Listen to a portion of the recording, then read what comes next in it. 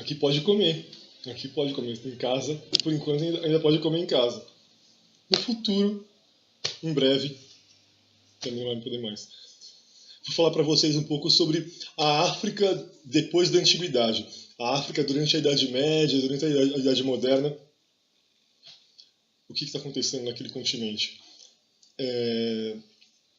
Primeira coisa que a gente tem que lembrar é que o norte da África é uma região muito próxima, não só da Europa, como também da Península Arábica. Então é uma área de relativo acesso, um acesso relativamente fácil, né, para os árabes que viviam à base do comércio, que era um povo, durante boa parte da sua história, nômade ou seminômade.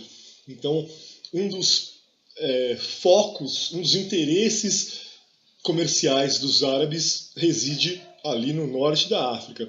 E a partir do contato entre os povos do norte da África e os árabes, vai se desenvolvendo nessa região, norte da África, mais precisamente o noroeste da África, vai se desenvolvendo ali um comércio muito interessante. E algumas cidades vão crescendo a partir do comércio, e essas cidades vão gerar, muitas vezes, reinos muito importantes para a África e para aquela região do chamado Velho Mundo. Entre eles, a gente pode destacar o reino do Mali e o reino do Congo, certo? Então, para começar, norte da África, esse interesse pelo comércio por parte dos árabes que vai desenvolver essa região, vai desenvolver uma série de cidades ali, dois reinos principais, Mali e Congo. Os árabes tinham quais interesses, então, no norte da África? O comércio, mas também a islamização, né? Levar o islamismo adiante de acordo com a sua crença, de acordo com a jihad, né? Que dizia que os árabes tinham que propagar a religião muçulmana a todo custo, certo? Então, a partir desse contato, vai se desenvolver aí uma civilização interessante, importante no norte da África. O primeiro império que a gente vai falar, então, é o Império de Gana. Eu vou mostrar aqui o mapinha para vocês, espero que vocês consigam ver. O Império de Gana. E o Império de Gana durou quase 1000 anos, não foi pouca coisa, né? Quase um milênio, aí entre o século IV e o século XIII, um império que conseguiu desenvolver um comércio muito intenso, muito amplo, abastecendo primeiro o mercado árabe, né, de ouro, sal e marfim, e depois o mercado europeu, né, na Idade Moderna, com esses mesmos produtos. Mas como que a galera chegava, né, ali quase no meio da África? Como que os árabes, os europeus chegavam quase no meio da África? Camelo, meu cara, camelo. Não tinha carro, não tinha metrô, não tinha avião. Camelo, certo? Parece uma bobagem, mas é um animal importantíssimo para o comércio em regiões desérticas. Depois tem o Império do Mali, que ficava mais ou menos na mesma região onde estava o Império de Gana. E o Império do Mali durou menos, né? Ele sucedeu o Império de Gana. Primeiro veio Gana, depois Mali, mais ou menos na mesma região. Mali se aproveitou de uma decadência, de uma crise de Gana e conquistou aquele espaço e ficou com a hegemonia do século XIII até o século XVI nessa região noroeste da África, né? Entre o Atlântico e o centro da África, na parte ali do Saara. E também era um império que conseguiu se constituir a partir do comércio, né? Um comércio de itens básicos, né, como sal, como tecidos, nós de cola, mas também de ouro. O ouro era muito importante para o Império de Mali, né? Promoveu muitas riquezas para o Império de Mali, uma grandeza também muito significativa. Esse Império de Mali tem um destaque que é a cidade de Tombouctou, ou Timbuktu, como você queira. E essa cidade era um centro político, porque era a capital do Império de Mali, era um centro econômico por conta do comércio, né, da rota comercial que desembocava ali, e era um centro educacional, um centro cultural muito importante, porque a galera praticamente da África inteira ia estudar em Tombouctou, né, era a capital do principal império daquele momento, né. virada da Idade Média para da Idade Média para a Idade Moderna na África, na Europa, né? Virada da Idade Média para a Idade Moderna na Europa. Lá na África está acontecendo o quê? Mais importante, o Império de Mali, certo? Como que a gente sabe da história de Mali, das tradições de Mali? Por conta da ação dos griots, né? E esses caras e essas mulheres, eles contavam e contam, porque tem até hoje, né, a história e as tradições do seu povo, e cantavam isso, né, e cantam. A gente tem um outro destaque importante, que é aquele mapinha, eu não sei se vai dar para ver, mas você dá um jeito de ver, aquele mapinha do final do século... do final não, né? Do meio do século XIV, um mapa espanhol do meio do século XIV, quando pela primeira vez os europeus colocam numa representação cartográfica, encaixam no mapa a África profunda, né? Uma África para além daquela fronteirinha ali do Mediterrâneo, aquela partezinha mais próxima, em todos os sentidos, mais próxima da Europa. Aqui não, aqui já é uma África profunda, né? O Império de Mali já é ali para dentro do deserto do Saara. Por que pela primeira vez, só no século XIV, que foi representado isso? Porque havia, nesse momento, finalmente um interesse econômico que podia ser realizado pelos europeus. Que interesse econômico era esse? O ouro de Mali, né?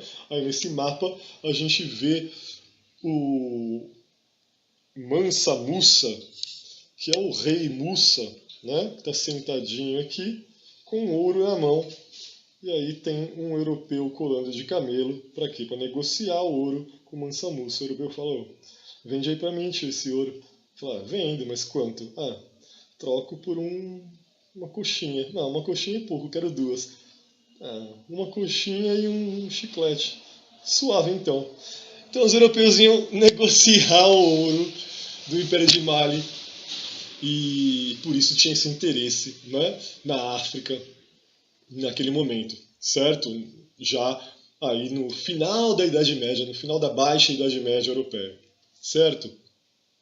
Aí a gente tem o Reino do Congo, o último reino, não é o último reino, mas desses mais importantes, né, que a gente acaba se dedicando mais ao estudo desses reinos pós-antiguidade, desses reinos de Idade Média, Idade Moderna, basicamente Mali, Congo e Gana. Então agora vamos falar do Reino do Congo. Ele não fica no noroeste, como aqueles que a gente viu até agora, ele fica mais ao sul, né? Fica mais ao sul, ali onde hoje está mais ou menos Angola e Congo, né? Ainda tem um país chamado Congo.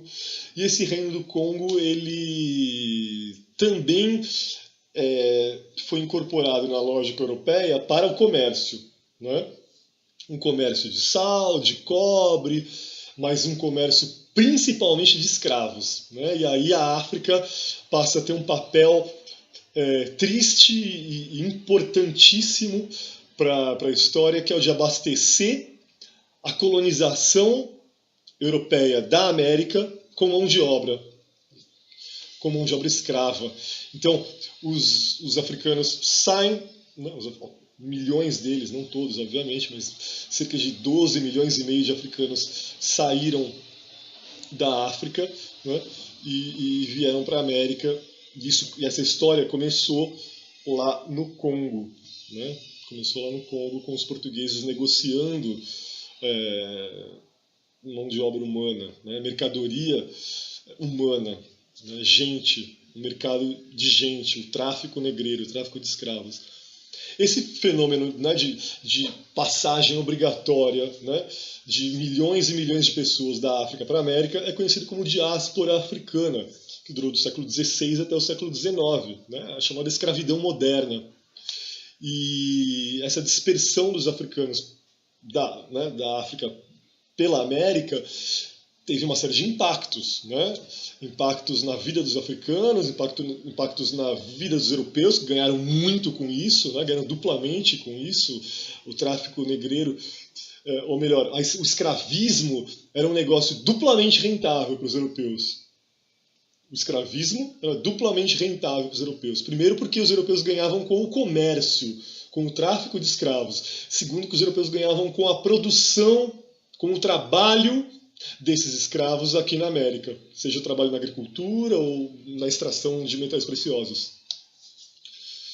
De qualquer forma, esse deslocamento, como eu falei, ele promoveu uma série de impactos na história, né? Seja impactos negativos para os africanos e como positivos para os europeus. Agora, produziu um impacto muito grande na América também, né? A nossa história foi construída a partir do trabalho negro, do trabalho escravo negro aqui.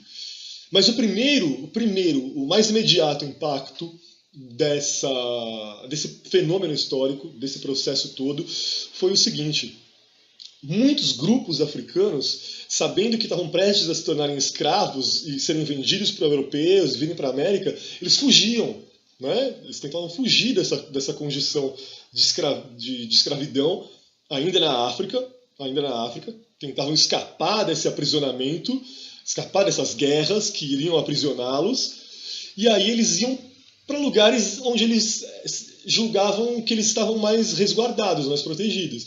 E aí nesses lugares passa a haver um certo conflito, porque imagina todo mundo indo para o mesmo lugar, né? Uma terra que não tinha donos, ou que até tinha, mas de repente passa a ter várias tribos ali, isso pode, ocasionalmente, muitas vezes, causar conflitos, né? Então, o primeiro impacto da chegada dos europeus na África e da vontade de promover uma indústria da escravização, né? Uma indústria do escravismo, foram esses conflitos internos na África. Tá? 12 milhões e meio aproximadamente de escravos, de negros, deixaram a África e cerca de 10 milhões e meio chegaram vivos à América. Certo? Mais ou menos 2 milhões morreram pelo caminho. Na América havia, claro, uma tentativa de resistência por parte dos africanos. Essa tentativa era em parte física, né? Quer dizer, indo para quilombos, né? Tentando fugir, tentando construir uma vida semelhante àquela que eles levavam na África, em locais isolados aqui da América, né?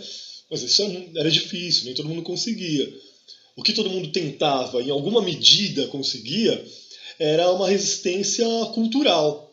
E essa resistência cultural, ela se dava a partir da preservação de alguns costumes, de algumas tradições, de alguns rituais, de algumas cerimônias, de algumas danças, músicas, própria religiosidade. E aí, com o tempo, essas tradições africanas preservadas na América foram se misturando com outras tradições coloniais da América, tradições brancas e tradições indígenas, nativas. Né? E aí há essa cultura do sincretismo, que é a mistura cultural da tradição africana com as tradições portuguesas, no caso do Brasil, espanholas, no caso da América Espanhola, e nativas, indígenas. Né? Esse movimento cultural, né, essa dinâmica cultural durou até o século XIX, quando em toda a América começa a acontecer o movimento abolicionista, e os escravos vão, pouco a pouco, um país atrás do outro, os escravos vão conseguindo alcançar a sua liberdade, né, e vão encontrando então a condição de homens livres. Só que o fim da escravidão e essa suposta liberdade não significaram praticamente nada para os africanos da América. Né? Não só no Brasil, mas em toda a América. Porque eles deixaram de ser escravos, mas eles perderam o seu trabalho, eles perderam um lugar para ficar, eles perderam uma oportunidade, porque no lugar deles estava vindo imigrantes brancos, né? A imigração europeia estava vindo para substituir a mão de obra negra escrava, estava vindo a mão de obra branca europeia livre, assalariada, né? Com outro tipo de tratamento, por mais que fosse duro, era 1000 vezes melhor do que o tratamento dispensado aos negros escravos. Né? Então, os africanos ganharam a liberdade, mas perderam todo o resto. Né? E só a liberdade, sem mais nada, a história mostra aí que, cara, a liberdade sem mais nada serve para nada. Serve para nada. Você vai fazer o que com a sua liberdade? Você vai morar no morro, vai morar na periferia, vai fazer o quê? Vai sobreviver como? num mundo como o nosso, capitalista já, sem condição financeira, sem um capital, sem oportunidade, sem direito, sem cidadania. Então, de lá para cá, os negros lutam por uma condição de cidadania um pouco mais ampla, por direitos iguais, né, a outras populações. Né. A sociedade é muito complicada, alguns setores da sociedade mais poderosos têm privilégios e não admitem que outras pessoas tenham sequer direitos. Né. Então, é muito complicado para a população negra e geralmente pobre do Brasil e da América Latina conseguir essa inserção na sociedade, essa inserção no mercado de trabalho. Né? Só a gente pegar os ambientes que a gente frequenta e ver, lamentavelmente, como é a presença negra em comparação com a presença branca. Né? E por que isso acontece? É uma questão histórica. As oportunidades foram sendo dadas como num ciclo, né, para os brancos. Né? E aí a gente vai recebendo essa herança, seja positiva, por ser um branco de classe média, ou negativa, por ser um negro mais desfavorecido do ponto de vista econômico também. Ok? Então, o resumo do resumo do resumo da história da África da Idade Média, da Idade Moderna e um pouquinho também na história contemporânea. É isso aí. Certo? Então, até a próxima.